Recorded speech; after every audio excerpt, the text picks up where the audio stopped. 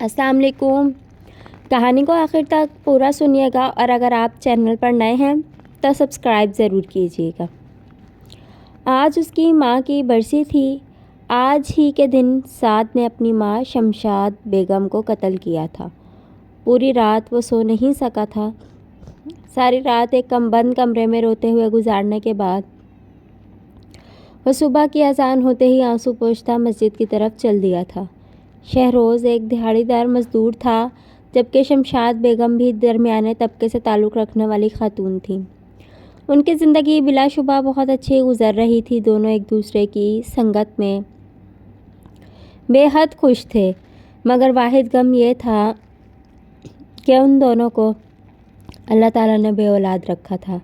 शहरोज़ ने कभी भी औलाद ना होने की बात पर शमशाद बेगम से ना ही कोई लड़ाई की और ना ही कभी उनको इस हवाले से कोई ताना दिया, मगर इस बात में भी कोई शक नहीं था कि हर शादीशुदा जोड़े की तरह वो दोनों भी चाहते थे कि उनको अल्लाह पाक औलाद से नवाजे। कभी कभार शमशाद बेगम औलाद ना होने पर रोना शुरू कर देती, जिस पर शहरोज़ उनको बेहद समझाते कि हो सकता है ये अल्लाह की तरफ से हमारी आजमाइश और इस आजमाइश में सब्र के बाद अल्लाह हमें औलाद की नेमत से नवाजे, जिस पर शमशाद बेगम का दिल भी काफ़ी पुरसकून हो जाता। और इसी तरह पूरे 10 साल के तवील अरसे और शमशाद बेगम और शहरोज़ की बेतहाशा दुआओं के बाद अल्लाह ताला ने उन दोनों को एक बेटे से नवाजा था। बेटा गोद में आते ही वो दोनों खुशी से फूले ना समा रहे थे। यूँ महसूस हो रहा था जैसे पूरी दुनिया उनके बाहों में समा गई हो। अभी उसने चलना और बोलना भी शुरू नहीं किया था जब शमशाद बेगम और शहरोज़ ने उसके स्कूल से लेकर उसके कॉलेज और यूनिवर्सिटी तक का फ़ैसला कर लिया था। वो खुद पढ़े लिखे ना थे, मगर अपने बच्चे को पढ़ा लिखा कर एक कामयाब मर्द बनाना चाहते थे। वो खुद गरीब थे, फटे पुराने कपड़ों में मलबूस फटे पुराने जूते पहनते थे, मगर उनके बेटे एजाज़ के कपड़ों और जूतों का स्कूल कॉलेज में बच्चे रश्क भरी नज़रों से देखते। यहाँ तक कि उन दोनों ने हर माँ बाप की तरह अपना आप अपने बेटे की खातिर कुर्बान कर दिया। उम्र गुजरती रही और शहरोज़ और शमशाद भी बूढ़े होते गए। इन दोनों ने अपने बेटे साद को गुर्बत के बावजूद पैसे जोड़ जोड़ कर शहर के सबसे बड़े स्कूल में दाखिला करवाया। स्कूल के बाद कॉलेज भी वैसे ही शहर का सबसे मशहूर था, मगर बदकिस्मती से अब की बार साद ने एक नहायत बुरी सोहबत में उठना बैठना शुरू कर दिया था। वह अमीर माँ बाप के बिगड़े हुए बच्चे थे जो कॉलेज सिर्फ पढ़ने के अलावा बाकी तमाम गलत काम करने आते थे, जिनमें कॉलेज के औकात के बाद शराब नोशी, सिगरेट पीना और जुआ खेलना वगैरह शामिल था। जब तक उस सब की खबर शमशाद बेगम और शहरोज़ को होती तब तक बहुत देर हो चुकी थी और साद बुरी तरह शराब नोशी और चर्स के नशे का आदी हो चुका था। वह घर आकर अपनी माँ से लड़ झगड़ कर पैसे मांगता और अगर शमशाद बेगम उसे पैसे नहीं देती तो घर की चीज़ें तोड़ना शुरू कर देता, जबकि शहरोज़ ने उसे घर से निकाल दिया था। इस सब के बावजूद वह घर उसी वक्त आता जब शहरोज़ घर पर मौजूद ना होता। शमशाद बेगम से लड़ झगड़ कर पैसे लेने के बाद वापस चला जाता। वह एक माँ थी, कुछ भी कर सकती थी, मगर अपनी औलाद को नशे की खातिर ही सही तकलीफ़ में और तड़पते हुए नहीं देख सकती थी। तभी जितने पैसे उनके पास होते वो सभी उसे दे देती थी। इस सब की खबर जब शहरोज़ को होती तो वह घर सर पर उठा लेते थे और शमशाद बेगम से लड़ना झगड़ना शुरू कर देते थे।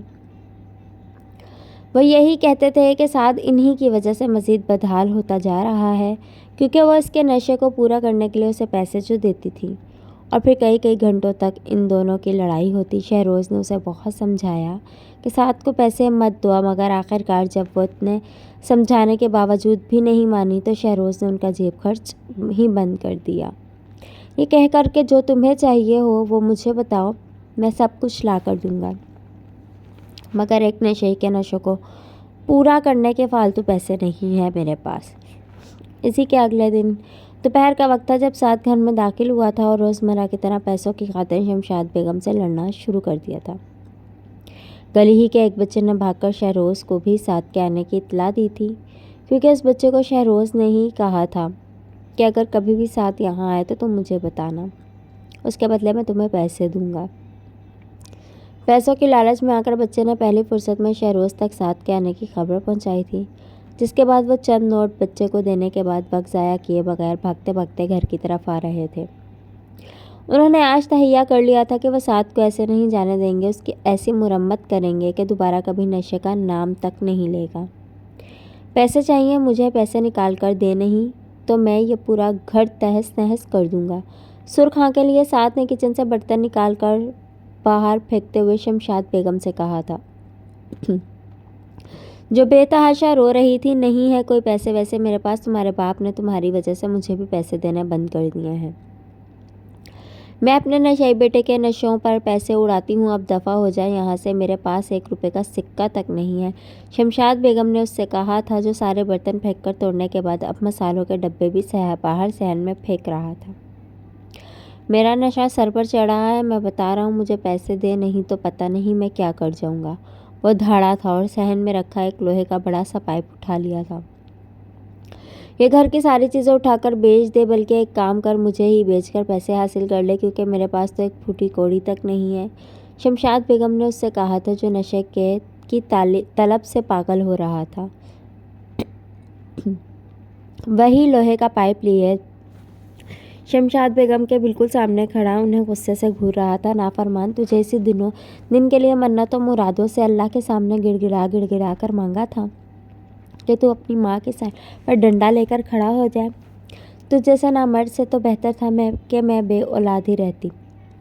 شمشاد بیگم روتے ہوئے چیخ پڑی تھی۔ رسول اللہ صلی اللہ علیہ وآلہ وسلم نے فرمایا، اللہ نے تم پر ماؤں کی نافرمانی اور بدسلوکی کو حرام کر دیا۔ میں آخری بار کہہ رہا ہوں، مجھے پیسے دے، نہیں تو کیا کر لے گا تو؟ ہاں مارے گا مجھے؟ مارے گا، ہاں تو مار، مجھے مار دے، مجھے جان سے مار، ایک ہی بار میں ختم کر دے۔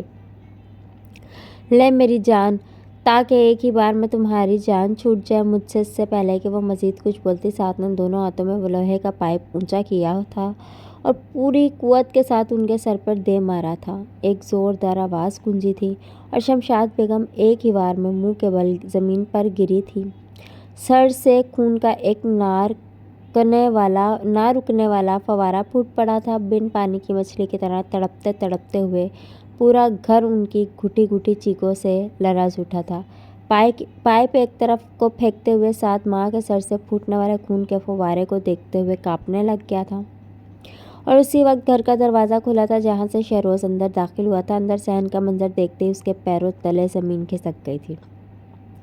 شمشاد بیگم کا بے جان جسم سینے سے لگائے وہ چیخ کر رو رہے تھے۔ گھر کے باہر لوگوں کا ہجوم ہوتا جا رہا تھا۔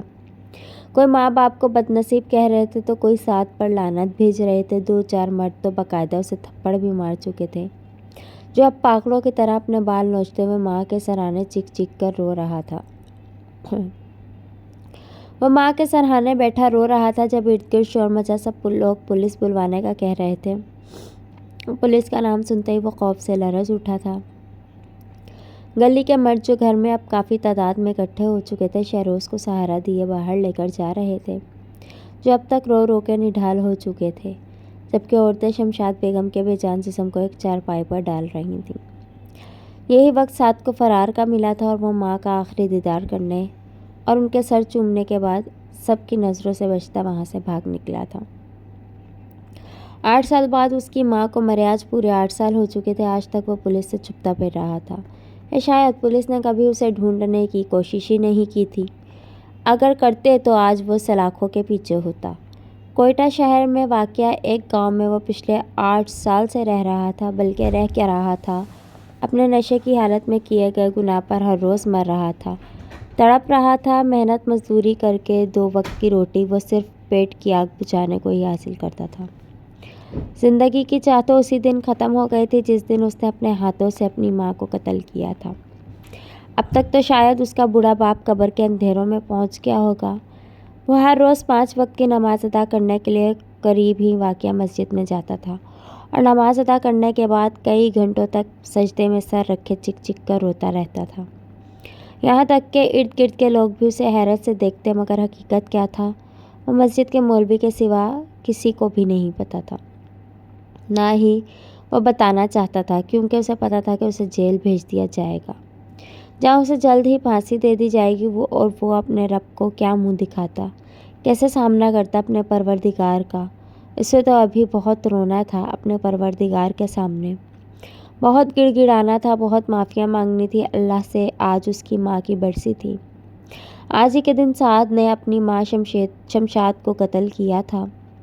پوری رات وہ سو نہیں سکا تھا۔ ساری رات ایک بند کمرے میں روتے ہوئے گزارنے کے بعد وہ صبح اذان ہوتے ہی آنسو پوچھتا مسجد کی طرف چل دیا تھا، جہاں مولوی صاحب پہلے ہی اس کا انتظار کر رہے تھے۔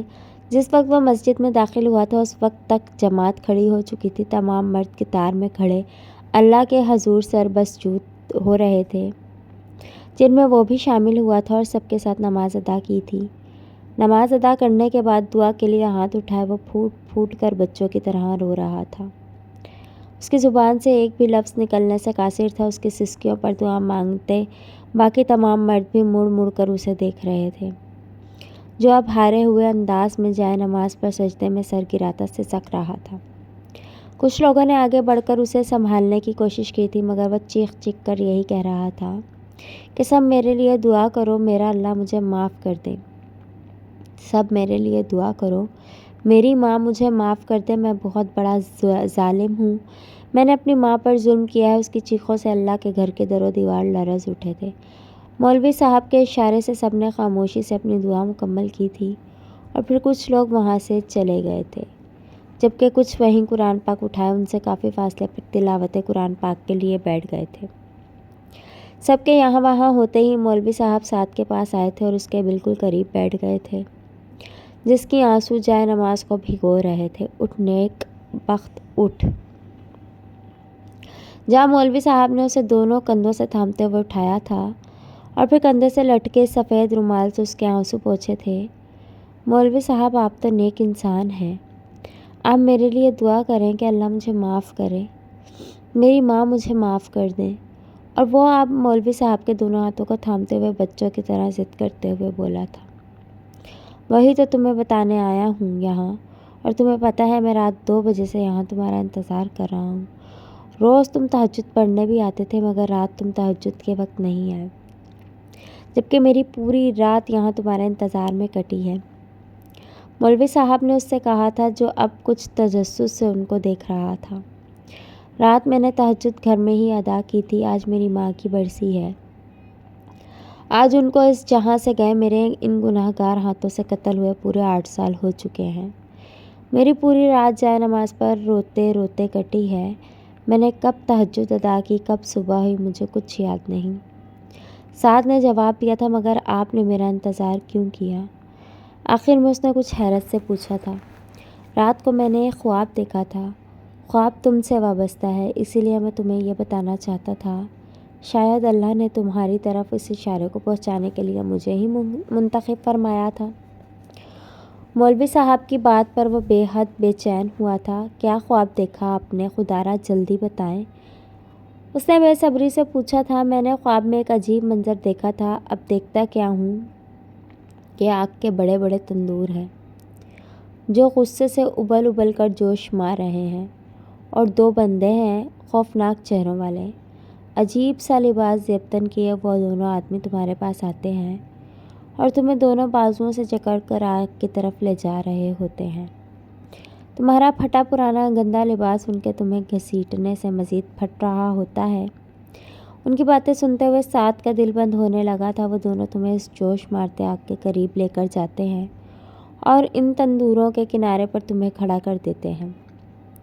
اس سارے وقت میں تم بے تحاشا چیخ رہے ہو، تمہاری چیخیں کانوں کے پردے پھاڑ دینے کی حد تک تیز ہوتے ہیں، مگر اس سب کے باوجود وہ دونوں شخص کان بند کیے تمہیں کھینچتے ہوئے اس آگ کے دہانے پر لے کر آتے ہیں،